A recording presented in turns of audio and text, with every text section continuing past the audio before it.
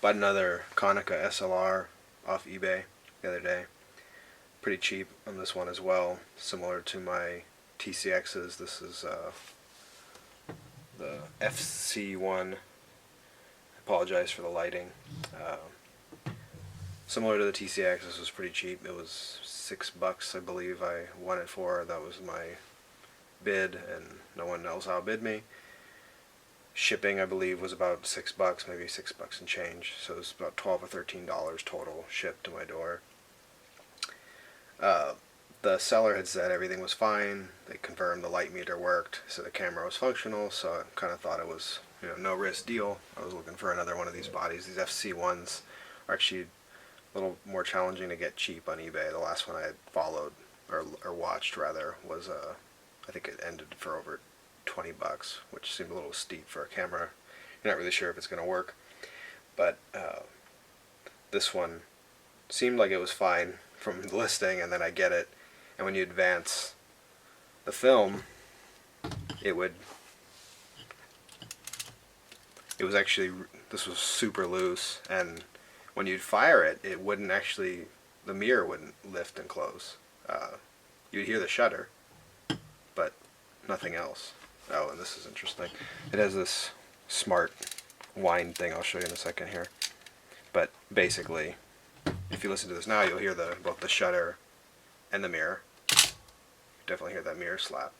Only the shutter was firing, and I would keep advancing film, and it would just be just the shutter, but not the mirror, and I couldn't figure it out. And then I think initially it was like it went 10 shots, and then I heard the mirror, couldn't figure it out.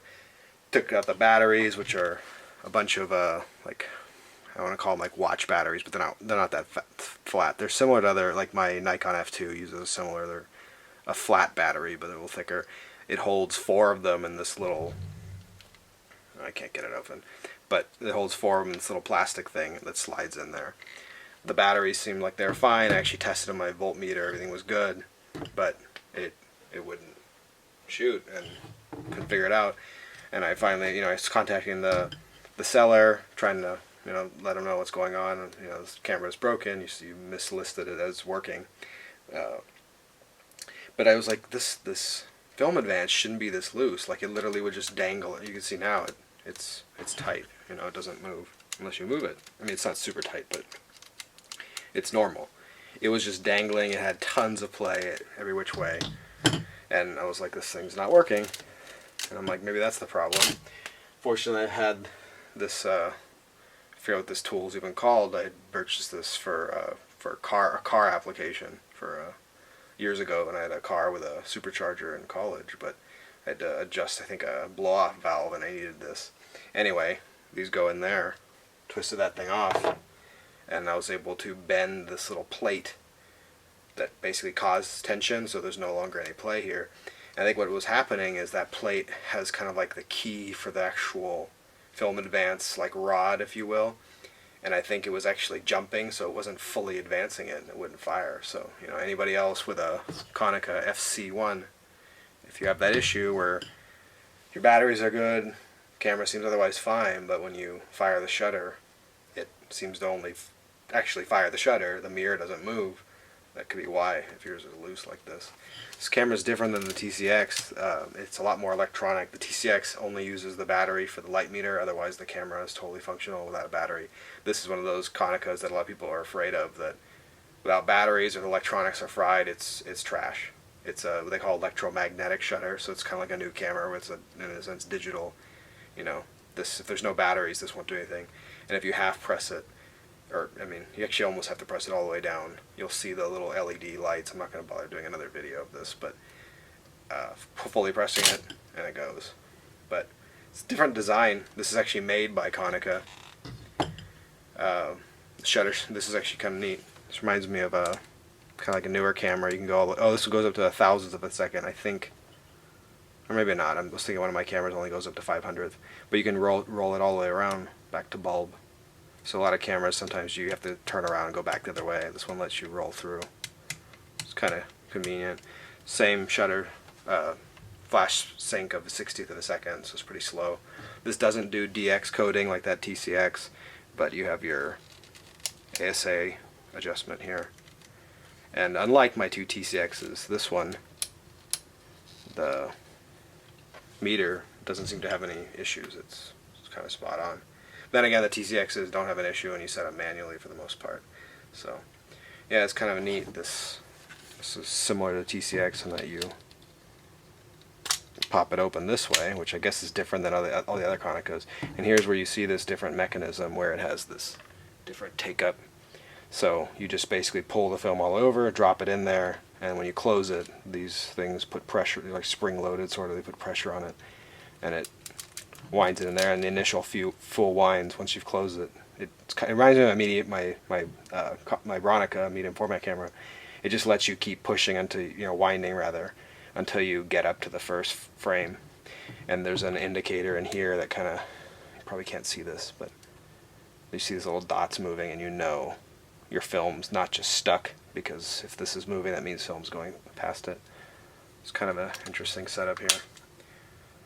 So, and here's, you may not be able to see this, but it's on S, and then it just has a bunch of arrows pointing down, and you got to keep going. It won't even let you fire the shutter. Oh, well, I actually just got to 1, but it wouldn't let you fire the shutter until you actually get to that first frame. So yeah, it's a, oh yeah, one other thing, kind of as a neat self-timer. Press this button here. If you guys can see that. Just touch my lens. But it's a button and the light telling you it's about to shoot.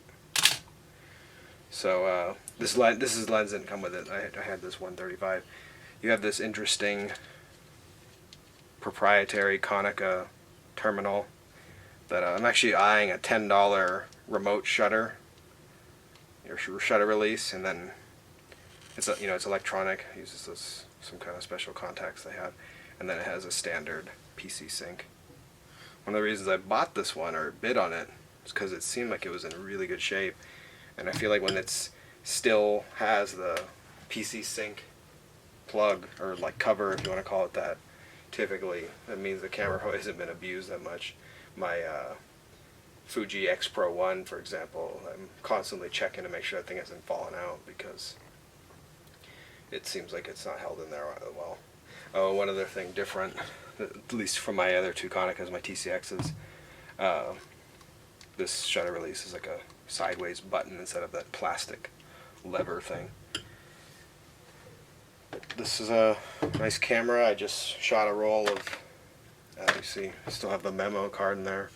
This what I bought as Kodak Gold off B&H Photo, Gold 400.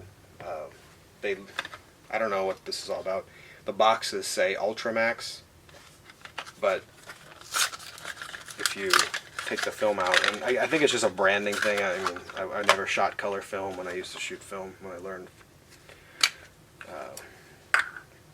back in high school, but this looks like just what I remember when I think my parents would shoot color, for family stuff. This is like Kodak, I don't know, we always called it Kodak Gold.